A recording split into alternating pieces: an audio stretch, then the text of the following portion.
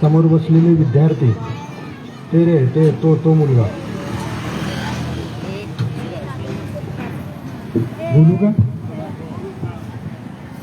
ऐकायचंय का? कोण आहे? हात वर करा. पुढले 4 तास बोलेल बरं मी.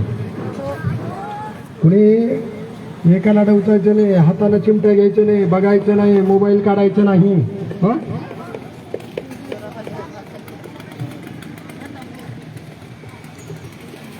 सन्माननीय विचारमंच,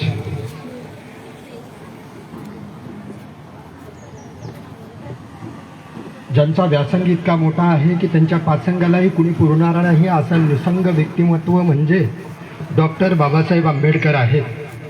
आज 14 एप्रिल तुमच्या आमच्यासाठी, आंबेडकर प्रेमीसाठी हा आनंदाचा दिवस असतो जीवनातला. हा दिवस साजरा करत असताना बाबासाहेबाच्या चरित्राचं आणि चारित्र्याचं, विचाराचं आणि कार्याचं मंथन करत असताना बाबासाहेब जगले कसं, बाबासाहेबांनी केलं काय आणि बाबासाहेबांकडून आपण शिकलो काय, एवढ्या टप्प्यामध्ये मी माझ्या विचाराची समिधा बाबासाहेबांच्या कार्यावरती मांडणं मला या ठिकाणी महत्त्वाचं वाटतं. या विचारमंचावर उपस्थित असलेले आता ज्याने आपल्याशी सविस्तर संवाद साधला, बाबासाहेबांनी सांगितलेला शिक्षण हे वाघिणीचं दूध आहे आणि तो पिणारा गुळगुळल्याशिवाय राहणारा नाही, त्या शिक्षणाचा विचार प्रत्यक्ष आचार म्हणून करणारे आमचे Kalidasji Mane sir, advocate Ganeshji Gomchale sir, Sanjay भाऊ ओहाळ, देवा भाऊ, भास्कर भाऊ, हरिभाऊ, मस्के साहेब, काकडे साहेब, कदम साहेब, सदापुते संचालन करत असताना प्रचंड जबाबदारीने आणि गांभीर्याने करणारे आमचे ॲडव्होकेट संजयजी गायकवाड, समोर बसलेल्या तुम्ही सर्व आंबेडकरांच्या विचारावर प्रेम करणारे आंबेडकरांचे प्रेमी. आंबेडकरांच्या कार्याकडे आणि विचाराकडे जाण्यापूर्वी एक कवीची कविता तुमच्या समोर मांडणं गरजेचं वाटतं. या कार्यक्रमासाठी आवर्जून माझ्यासोबत आलेले माझे मित्र ॲडव्होकेट हंसराजजी सोमवंशी, एक कवी असं म्हणतो की बालभारतीचं पहिलं पान सांगत असतं की भारत माझा देश आहे आणि सारे भारतीय माझे बांधव आहेत. परंतु वर्तमानपत्राचं पहिलं पान सांगत असतं विहिरीवर पाणी भरताना पडली कुणाची तरी सावली आणि जाळल्या गेल्या हजारो झोपड्या. तरीही बालभारतीचं पहिलं पान सांगतच असतं भारत माझा देश आहे आणि सारे भारतीय माझे बांधव आहेत. इथं घराघरात वाचली जाते पुराण आणि भगवद्गीता, हिरव्या निळ्या ज्वाळात जळत असतात कित्येक चिता, तरीही बालभारतीचं पहिलं पान सांगत असतं भारत माझा देश आहे आणि सारे भारतीय माझे बांधव आहेत. आज या देशातली परिस्थिती बघितल्यानंतर बाबासाहेब आंबेडकरांच्या विचारातला हा भारत आहे का आणि ही त्या भारतातली जनता बाबासाहेबांना मानणारी त्या देशामध्ये सुरक्षित आहे का, हा प्रश्न विचारणं गरजेचं. संयोजकाचं मला खरोखर अभिनंदन करायचं आहे की इथं जे 2 महत्वाचे सत्कार केले गेले, एक वयोवृद्ध वयस्कर ज्येष्ठ स्त्री नागरिकांचा सत्कार करण्यात आला आणि दुसरा ज्यांनी निर्व्यसनी राहण्याची जीवनामध्ये ठरवले त्यांचा. बाबासाहेबांनी आयुष्यामध्ये व्यसन केलं फक्त एकाच गोष्टीचं, ते म्हणजे वाचनाचं व्यसन केलं. बाबासाहेबांच्या जयंती दिवशी अशा पद्धतीनं सत्कार होणं ही खरं तर जयंती समितीचं अभिनंदन करायला पाहिजे. त्यांच्यासाठी एकदा तुम्ही सर्वांनी टाळ्या वाजवायच्या. समोर जरी हजारोची शेकडोची गर्दी नसली तरी समोर जेवढे काही आहेत ते सगळे बाबासाहेबांच्या विचारावरती निष्ठा आणि बाबासाहेबांवरती प्रेम करणारे आहेत. कारण समाजाचं आणि देशाचं परिवर्तन करायला जेव्हा बाबासाहेब बाहेर पडले होते त्यावेळेला बाबासाहेबांच्या समोर प्रचंड मोठी ब्रिटिश व्यवस्था होती आणि दुसरीकडे या देशामधले लोकप्रिय नेते होते. परंतु बाबासाहेबांचा समाज परिवर्तनाचा लढा एवढा तळाला पोहोचलेला होता की बाबासाहेब कुठलाही प्रलोभनाला आणि समोरच्या गर्दीची भीडभाड न ठेवता खचलेल्या पचलेल्या दारिद्र्याच्या वनवासामध्ये गेलेल्या गावकुसाच्या बाहेर राहणाऱ्या समाजाच्या झोपडीपर्यंत अंधकार नाहीसा होऊन स्वातंत्र्याचा सूर्याची पहाट तिथं उजळली पाहिजे म्हणून त्याच्यासाठी अहोरात्र परिश्रम घेणारं व्यक्तिमत्व म्हणजे बाबासाहेब होते. बाबासाहेब म्हणजे काय होते तर बाबासाहेब म्हणजे तुम्ही आम्ही विचार करतो चौदार तळ्यापासून महाडच्या काळाराम मंदिरापर्यंत, काळाराम मंदिरापासून येवल्याच्या परिषदेपर्यंत, येवल्याच्या परिषदेपासून राज्यघटनेपर्यंत, राज्यघटनेपर्यंत ते नागपूरच्या धर्म परिवर्तन करणाऱ्या चक्र दिनापर्यंत, एवढ्यापर्यंत बाबासाहेबांचे जीवन थांबत नाही. मी असं म्हणतो की डॉक्टर बाबासाहेब आंबेडकर ह्याच्या पलीकडले होते. म्हणजे तुकाराम महाराजांच्या शब्दामध्ये जर सांगायचं म्हणलं, अनु रेणू एवढा खोकडा तुका आकाशा एवढा, एवढे डॉक्टर बाबासाहेब आंबेडकर आकाशा एवढे होते. डॉक्टर बाबासाहेब आंबेडकरांचं मुकनायक वाचा, बहिष्कृत भारत वाचा, चांगदेव खैरे मोडेंनी बाबासाहेबांवर लिहिलेले खंड वाचा. म्हणजे एका एका पानावर त्यांचं कार्य बघत असताना अंगावर काटा उभारतो. विचार करा, तुम्ही आम्ही जेव्हा वाचत असतो तेव्हा जर तुमच्या आमच्या अंगावर काटा उभारत असेल तर जगत असताना बाबासाहेबांनी किती हालापेष्टा सहन केल्या असतील. अरे ज्यांनी स्वतःच्या स्वार्थाच्या पलीकडे जाऊन, कुटुंबाच्या पलीकडे जाऊन, बायकोची साडी, घरापुढी गाडी आणि घरावर माडी या गोष्टीमध्ये स्वतःला न रमवता इथल्या सर्वसामान्याच्या दुःखासाठी स्वतःच्या आयुष्याचा उन्हाळा करून, हाडाची काढे करून इथं घटना दिली, त्या डॉक्टर बाबासाहेबांच्या वाटेला या देशाच्या स्वातंत्र्यानंतर 1952ला काय दिलो आपण? पराजयच दिला. म्हणजे बाबासाहेबा एवढं, डोंगरा एवढं, हिमालय एवढं व्यक्तिमत्व तुम्हाला आम्हाला समजलं का? तर त्याचं उत्तर नाही असं आहे. आज युवकांना माझं सांगणं आहे हात जोडून, तुम्हाला जर खरंच बाबासाहेबांच्या विचारावर प्रेम असेल आणि बाबासाहेब जर खरोखरच तुम्हाला समजले असतील तर जयंती निमित्त बाबासाहेबांच्या तुम्ही कपडे घेतले नाही तरी चालेल, पण बाबासाहेबांच्या चरित्राचे ग्रंथ घ्या आणि त्याचं वाचन करा. जयंतीला फक्त एकत्र येणं आणि बाबासाहेबांचं आठवण करणं, आली जयंती बाबासाहेब, गेली जयंती पुन्हा आमची आम्ही, असं तुम्ही करू नका. कारण तुमच्या आम्हाला ज्या स्वातंत्र्याच्या वातावरणामध्ये तुम्ही आम्ही श्वास घेता त्या स्वातंत्र्यासाठी बाबासाहेबाच्या कित्येक रात्रा गेल्या. बाबासाहेबाचं सुखी आयुष्य राहू शकलं असतं का? बिलकुल राहू शकलं असतं. बाबासाहेब आनंदानं जगू शकत होते का? बिलकुल जगू शकत होते. परंतु बाबासाहेबांच्या जीवनातला वैयक्तिक आनंदापेक्षा इथल्या सर्वसामान्य माणसाचा दुःखाचा कळवळा आणि उमाळा त्यांच्या अंतःकरणापर्यंत पोहोचला होता. अंतःकरणाला पाजर फुटणारे बाबासाहेब हे संवेदनशील होते. बाबासाहेब हे मानवतावादी होते आणि बाबासाहेबाचा विचार हा इथल्यांचा कल्याण करणारा होता. बाबासाहेबांच्या लहानपणाचा प्रसंग समोर विद्यार्थी म्हणून मी सांगतोय, ऐकताय ना तुम्ही? वर्ग भरला होता. वर्ग भरल्यानंतर त्या वर्गामध्ये गणिताचे सर सगळ्या विद्यार्थ्यांना गणित दिलं आणि फळ्यावरती गणित मांडून पोरांना गणित सोडवायला सांगितलं. गणित सोडवण्याचा वेळ दिला. वेळ संपल्यावर गुरुजी पोरांना विचारू लागले, अरे कुणी कुणी गणित सोडवलं?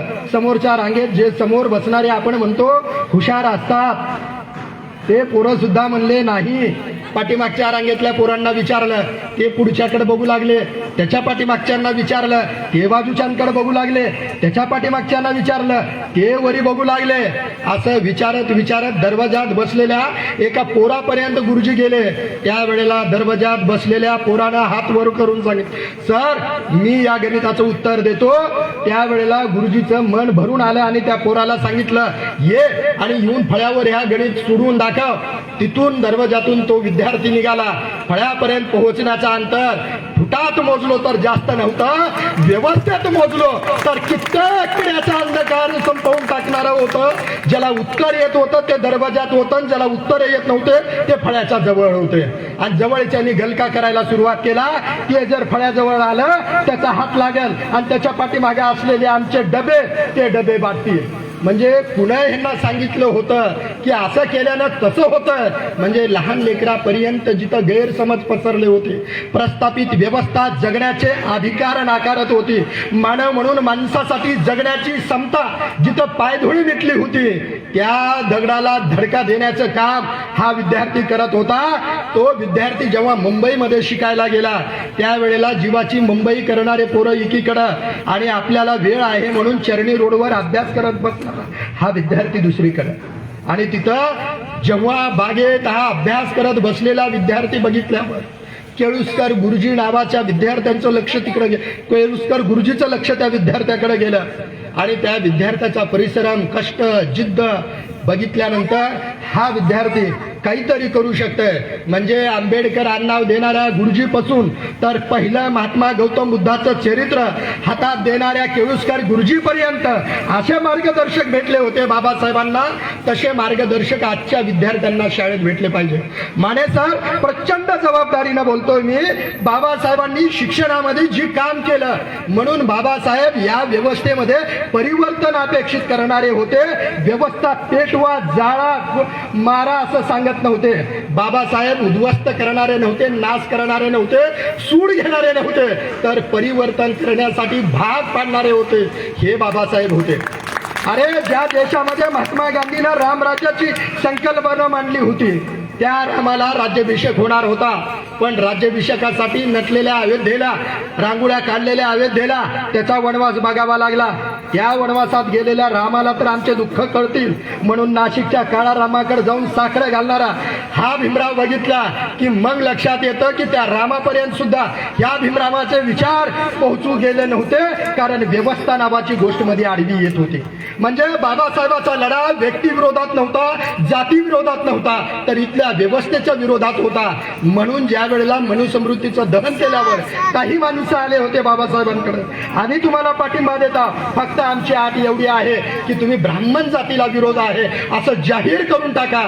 त्यावेळेला बाबासाहेबांनी सांगितलेलं उत्तर असं होतं की आम्हाला समर्थन पाहिजे का पाहिजे, पाठिंबा पाहिजे का पाहिजे, पण ती पाठिंबा देत असताना जर तुम्ही असं म्हणत असाल की ह्या जातीला विरोध, त्या जातीला विरोध, तर जातीला विरोध नाही, त्या जातीतल्या ब्राह्मणांना विरोध आहे. म्हणजे बाबासाहेब एवढे विचारानं पुढे होते त्या काळात.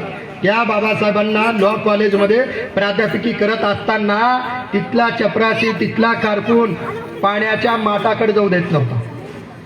ज्या शाहू महाराजांनी, ज्या सयाजीराव गायकवाडांनी हे पोरग शिकलं पाहिजे आणि पुढे गेलं पाहिजे म्हणून शिष्यवृत्ती मागे उभा केली, त्या बडोद्याच्या संस्थानामध्ये काम करत असताना बाबासाहेब काय अनुभव आले. म्हणजे आपण म्हणतो जग बदललंय, परिवर्तन झालंय, फक्त हे सांगणं आणि बोलणं इथपर्यंतच बाबासाहेबांची जयंती अपेक्षित नाही, तर बाबासाहेबांची जयंती प्रत्यक्ष जीवनाच्या आचरणापर्यंत आली होती. आणि ते आचरण म्हणजे खरे बाबासाहेब समजणं. आज कित्येक तरुणांना जर राज्यघटने लिहिलेले त्या घटनेतले कलम विचारले तर कलम माहिती नसतात. बाबासाहेब माहिती करून घ्यायचे असतील तर बाबासाहेबाचा एवढा 10% अभ्यास ठेवा. बाबासाहेब असे होते की ज्या बाबासाहेबांना पहिल्या महायुद्धाच्या नंतर तिकडून जेव्हा त्यांनी ग्रंथ मागवून घेतले, ती ग्रंथ ज्या झांजमध्ये येणार होती ती झांज महायुद्धाच्या लढाईमध्ये बुडली. बाबासाहेबांना तार आली.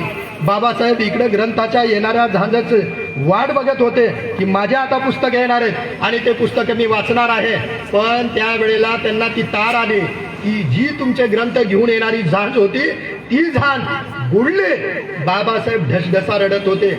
विचार करा, आज तुम्ही आम्ही कशासाठी रडतो आणि बाबासाहेब कशासाठी रडत होते याची जर तुलना केली तर तुमच्या लक्षात येईल की बाबासाहेबांनी जीवनामध्ये सर्वात मोठं कुठल्या गोष्टीला मानलं असेल तर ते ज्ञानाला मानलेलं होतं. कारण ज्ञान हे तुम्हाला जगण्याचं काम करत असतं आणि ज्ञानानं तुम्हाला सगळ्या गोष्टीचे प्रश्नाचे उत्तर मिळत असतात. म्हणून बाबासाहेब ग्रंथाची बुडालेल्या झांजसाठी डोळ्यात पाणी आणून रडू लागले होते.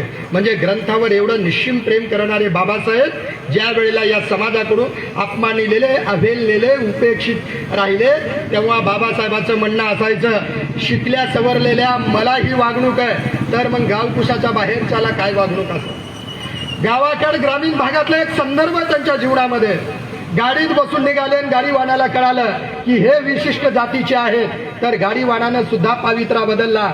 तर त्यावेळेला बाबासाहेबाच्या मनाला प्रश्न पडत होता की ढोराची एखाद्या वेळेला कटिंग करणारा वारीक माणूस असताना सुद्धा त्यांची जातीसाठी कटिंग करत नव्हता. गाडीमध्ये लाकडं घेऊन जाणारा बैल, त्या बैलाला सुद्धा गाडी चालवणाऱ्या गाडीवानाला ह्या पोरांना गाडीमध्ये बसवून घ्यावा असं वाटत नव्हतं. म्हणजे संघर्ष प्रचंड मोठा होता. परिवर्तनाची लढाई ही साधी नव्हती, ही प्रचंड जीवघेणी होती. आणि त्या लढाईमध्ये बाबासाहेबांचं सैन्य हे पिचलेलं, मोडलेलं होतं आणि मोडलेल्या माणसांचे दुःख होणे झेलताना त्या अनाथाच्या उशाला दीप लावू झोपताना त्यांचा दीप घेऊन हा दीपस्तंभ मात्र त्या वावटळीमध्ये यांना दिशा दाखवण्याचं काम करत होतं. बाबासाहेबांनी जीवनामध्ये ज्या वेळेला यांना दिशा दाखवली त्यावेळेला त्या दिशेचे होका यंत्र म्हणून बाबासाहेबांनी काम केलं. बाबासाहेब समजणं म्हणजे खऱ्या अर्थानं तुम्ही आम्ही जीवनामध्ये जीवन जगणं हे कळतो. फ्रेंच राज्यक्रांती झाल्यावर जगामध्ये उद्घोष झाला की स्वातंत्र्य, समता, बंधुता, न्याय आम्हाला भेटली, पण नाही. बाबासाहेबांनी अभ्यासांती सांगितलेलं होतं की ह्याच भूमीमध्ये, ज्याला मी जन्मभूमी मानतो, कर्मभूमी मानतो, या भूमीमध्ये सिद्धार्थ गौतम बुद्ध नावाचा एक राजा होऊन गेला. त्या महात्मा सिद्धार्थ गौतम बुद्धानं परिवर्तनाचं एक चक्र फिरवलेलं होतं आणि त्या चक्राच्या आऱ्या होत्या स्वातंत्र्य, समता, बंधुता, न्याय. आणि तो विचार बाबासाहेबांनी जीवनाच्या अंतिम टप्प्यामध्ये स्वीकारला होता. म्हणजे बाबासाहेब जीवनभर जी साधना करत होते त्या साधनेचं फळ म्हणजे तुम्ही आम्ही ज्या लोकशाहीमध्ये जो अधिकार मिळवतो तो अधिकार आहे. इंग्लंडची राज्यक्रांती झाली, अमेरिकेची राज्यक्रांती झाली, तिथं महिलांना अधिकार नव्हते मतदानाचे. अमेरिकेमध्ये जे मॉगमारे सरांचा प्रबंध वाचा, निग्रोच्या लढ्यांवरती त्यांनी काम केलेलं आहे. अमेरिकेमध्ये काळ्या आणि गोऱ्यांचा प्रचंड संघर्ष होता. भारतामध्ये दलित, अस्पृश्य यांना सवर्णाच्या प्रचंड अन्याय अत्याचाराला तोंड द्यावं लागलं होतं. बाबासाहेबांनी तो सुद्धा अभ्यास केलेला होता आणि घटना लिहिल्यानंतर घटनेतून जे काही अधिकार दिले जाणार होते ते प्रत्येक अधिकार इथं जात, धर्म, पंथ, वंश, शिक्षण, प्रदेश, भाषा ह्याच्या पलीकडे जाऊन माणसाला भारतीय नागरिक म्हणून सगळ्याला सरसगड देऊन टाकले. म्हणजे टाटा, बिर्ला, अंबानीला एकच अधिकार आहे, अदानीला सुद्धा. गौतम अदानीची, मुकेश अंबानीच्या असू द्या, संपत्ती किती असायची ती, माने सरला, गिरी सरला बी तेवढाच मतदानाचा अधिकार आहे जेवढा गौतम अदानीला आणि मुकेश अंबानीला आहे. ही बाबासाहेबांची सगळ्यात मोठी आपल्याला देणगी आहे आणि ही देणगी तुम्हाला आम्हाला समजली पाहिजे. बाबासाहेबांनी कष्टानं एवढे विश्व उभा केलं, ते विश्व तुम्ही आणि तुमच्या आमच्या लेकरांना देतोय का हे मला एक सांगायचं आणि माझ्या समारोपाच्या दिशेनं जायचंय. समोर माता आहेत, पालक आहेत, विद्यार्थी वर्ग आहे, या सगळ्यांना माझं विचारणं आहे. तुम्ही कधी विचारलंय की लेकरं बाबासाहेबांनी ज्या पद्धतीनं 18 तास अभ्यास केला तेवढा अभ्यास आज आपण आपल्या लेकरांकडून करून घेतो का? सुटाबुटात आणि कोटात फिरणाऱ्या बाबासाहेबांकडे बघितलं, लॉ कॉलेज पासून सयाजीराव गायकवाडांच्या संस्थानापर्यंत सगळे तोंडात बोटं घालून बाबासाहेबांकडे बघत होते. गोलमेज परिषदेमध्ये ब्रिटिश पत्रकार सुद्धा आश्चर्यचकित झाले होते आणि त्याच परिषदेमध्ये बाबासाहेबांना ज्यांनी शिष्यवृत्ती दिली होती ते संस्थानिकाचे प्रतिनिधी म्हणून सयाजी गायकवाड उपस्थित होते आणि सयाजी गायकवाडांनी तिथल्या पत्रकार परिषदेमध्ये विधान केलं होतं की मी दिलेली शिष्यवृत्ती योग्य ठिकाणी पोहोचलेली, कारण बाबासाहेबांचं परिषदेमधलं त्यांनी प्रतिनिधित्व बघितलं होतं की इंग्लंडच्या गोलमेज परिषदेमध्ये येऊन भारतीयांबद्दल तळमळीची भूमिका बाबासाहेब मांडत होते. म्हणजे तुम्हाला भेटलेला शिक्षणाचा अधिकार तुम्ही जर चांगला वापरलात तर वापरकर्त्यांना आणि तुमचं बघितल्यानंतर बघणाऱ्यांना सुद्धा आश्चर्य वाटलं पाहिजे, तेव्हा आपल्याला बाबासाहेब समजते. बाबासाहेब जर समजायचे असतील तर बाबासाहेबांवर प्रेम करणाऱ्यांचं कुठल्याही पानपट्टीवर खातं नसलं पाहिजे. बाबासाहेब जर समजले असतील तर तुम्ही कुठल्याही बारवर दिसला नाही पाहिजे. ढाबा संस्कृतीचा विकास करण्याचा ठेका तुम्ही घेतला नाही तर तुम्ही ग्रंथालयामध्ये जाऊन बाबासाहेबांचे पुस्तकं वाचणं ही तुमचं कर्तव्य आहे आणि ह्या कर्तव्याची जाणीव म्हणजे 14 एप्रिलची जयंती आहे. जयंती म्हणजे दुसरं तिसरं काही नाही. मला त्या आजीचं खरोखरच कौतुक वाटत होतं. त्या आजीसाठी एकदा टाळ्या वाजवा. वय बघितल्यानंतर तारुण्याची ऊर्जा सुद्धा हेवा वाटावा एवढी त्या म्हातारपणामध्ये ऊर्जा आहे. बाबासाहेबांचं नाव घेत असताना त्यांच्या चेहऱ्यावर जो आनंद होता आणि मनामध्ये जो आत्मविश्वास होता, जणू की काय माझ्या पोटच्या लेकराचं नाव घेले. म्हणजे बाबासाहेबांवर प्रेम करणारा एवढा मोठा वर्ग होता. बाबासाहेब फक्त सांगायला उशीर होते, त्यांनी कुणालाही जाऊन कुणालाही मारलं असतं, परंतु बाबासाहेब मारा म्हणून सांगणारे नव्हते. बाबासाहेब हिंसेवर विश्वास ठेवणारे नव्हते. बाबासाहेब सुडाचं राजकारण करणारे नव्हते. बाबासाहेबांना विकास, स्वातंत्र्य आणि परिवर्तन अपेक्षित होतं. ते जणी देतील त्यांच्यासाठी बाबासाहेब होते. म्हणून पुणे करारामध्ये एकीकडं पूर्ण देश, पूर्ण मीडिया आणि त्या काळातला तत्कालीन पक्ष असलेला तत्कालीन मातबर असलेली काँग्रेस सारखी संघटना बाबासाहेबांवर प्रेशर आणत होती। त्यावेळेला बाबासाहेब विचारमग्न होऊन रात्रंदिवस विचार करत होते। एकीकडे माझ्या दीन दलित दुबळ्या लोकांच्या अधिकाराची हक्काची मी भाषा करतोय, त्यांचा लढा लढतोय, आणि दुसरीकडे म्हणलं त्या लढा ते स्वातंत्र्य तो अधिकार मिळवण्यासाठी वाटेमध्ये काही जण येले। काय करावं बाबासाहेबांना सुचत नव्हतं। तरी सुद्धा बाबासाहेब हे पहिल्या प्रतीचे देशभक्त होते। बाबासाहेब हे उच्च कोटीचे राष्ट्रभक्त होते। आज तुम्हाला बाबासाहेब दुसऱ्या पद्धतीनं समजून घेणं गरजेचं आहे। बाबासाहेब एक महान समाज सुधारक होते। बाबासाहेब भारतीय राज्यघटनेचे शिल्पकार होते। बाबासाहेब भारतरत्न होते। परंतु बाबासाहेब अव्वल दर्जाचे उत्कृष्ट प्रतीचे पहिल्या फळीचे राष्ट्रभक्त होते। या देशाच्या उभारणीमध्ये बाबासाहेबांचे योगदान हे सिंहाचा वाटा आहे। राज्यघटनेची कलम काढून बघा। बाबासाहेबांनी हिंदू दुर्दैवानं या देशातल्या जनतेला कळालं नाही, कोडबिल कुणी वाचलं नाही आणि बाबासाहेबांना विरोध करायला सुरुवात केली। तत्कालीन प्रधानमंत्री पंडित जवाहरलाल नेहरू त्यांना कळत होतं, पण लोकप्रिय होण्याच्या नादामध्ये जनतेचा जनाधार जाईल की काय म्हणून त्यांनी सुद्धा तर ज्याला या देशात राजकारण करायचं माझं सांगणं आहे की त्या माणसांनी बाबासाहेबांच्या चरित्राचा अभ्यास करावा। जन्म कुठं व्हावा, कुठं घ्यावा, कुठल्या जातीत हे आपल्या हातात नसतं, पण जगावं कसं हे आपल्या हातात असतं। ते म्हणजे बाबासाहेब आहेत। आणि ते बाबासाहेब जर तुम्हा आम्हाला कळाले तर तुम्हा आम्हाला जाती धर्माच्या कुंपणामध्ये थांबायचं काम नाही, ह्याच्या पलीकडे जाऊन विचार करता आला पाहिजे।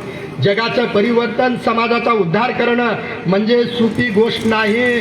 बाबासाहेब समजून घेणं साधं नाही। बाबासाहेबाचे विचार आत्मसात करणं साधं नाही। म्हणून बाबासाहेबांनी सांगितलं होतं की यांचे काळज कमी पडतील, घराच्या भिंतीवर जा आणि तुम्ही लिहून ठेवा की उद्याची सत्ताधारी जमात तुम्ही होणार आहात। म्हणून बाबासाहेबांनी सांगितलं होतं शिका, संघटित व्हा, संघर्ष करा। आम्ही कुठला संघर्ष करतोय, आम्ही कुठलं संघटन करतोय, त्याच्यासाठी आपण आधी शिकलो का हा प्रश्न महत्वाचा आहे। उत्तर नाही असं येतं। बाबासाहेबांच्या आयुष्यामध्ये प्रलोभन दाखवणारे प्रचंड होते। तुम्ही आम्ही ज्या मराठवाड्याचा भाग आहोत ते हैदराबाद निजामाचं स्टेट होतं आणि हैदराबाद एवढा श्रीमंत संस्थान होतं, तिथला निजाम एवढा गर्भश्रीमंत होता। त्या काळात त्याच्याकडे प्लेन होते।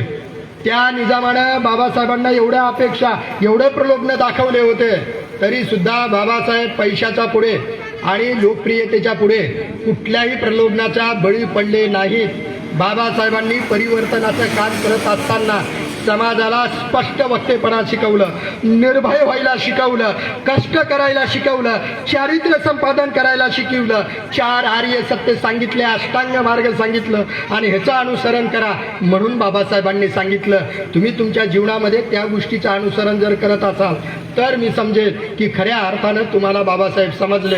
आणि आज आपण ज्या 14 एप्रिल आंबेडकर जयंती साजरी करत आहोत, या जयंतीची फलश्रुतीच ह्याच्यामध्ये आहे की बाबासाहेबांनी आपल्या बायकोसाठी महल नव्हता बांधला, पण ग्रंथासाठी मात्र राजगृहासारखी इमारत बांधली होती। तसं प्रत्येकाच्या घरी एक पुस्तकाचे कपाट जरी तुम्ही ठेवलात तरी बाबासाहेबाला तुम्ही खऱ्या अर्थानं समजून घेतलात, नव्हे बाबासाहेबाचे चरित्र तुम्हाला समजलं असं मी समजेल। मी माझ्या पद्धतीनं बोलण्याचा प्रचंड प्रयत्न केला। वेळेला प्रचंड उशीर झाला होता कार्यक्रम सुरू करायला। तुम्ही बराच वेळ झाला माझा ऐकत आहात, त्यासाठी संयोजकांनी मला बोलवलं, त्याकरता संयोजकाचे आभार। आणि तुम्ही शांत चित्तांनी एवढं ऐकून घेतलात त्याबद्दल तुमचे आभार। जाता जाता आणि व्यासपीठाची रजा घेता घेता एवढंच म्हणतो, मोडलेल्या माणसाचे दुःख ओले झेलताना त्या अनाथाच्या उशाला दीप लावू झोपताना। मोडलेल्या माणसाचे दुःख ओले झेलताना त्या अनाथाच्या उशाला दीप लावू झोपताना, कोण तिनं जात ज्यांचा, कोण ताना धर्म ज्यांना, दुःख भिजले 2 अश्रू माणसाचे माणसांना देऊ। एवढं बोलतो आणि माझ्या वाणीला पूर्ण विराम देतो। जय हिंद, जय महाराष्ट्र, जय भीम।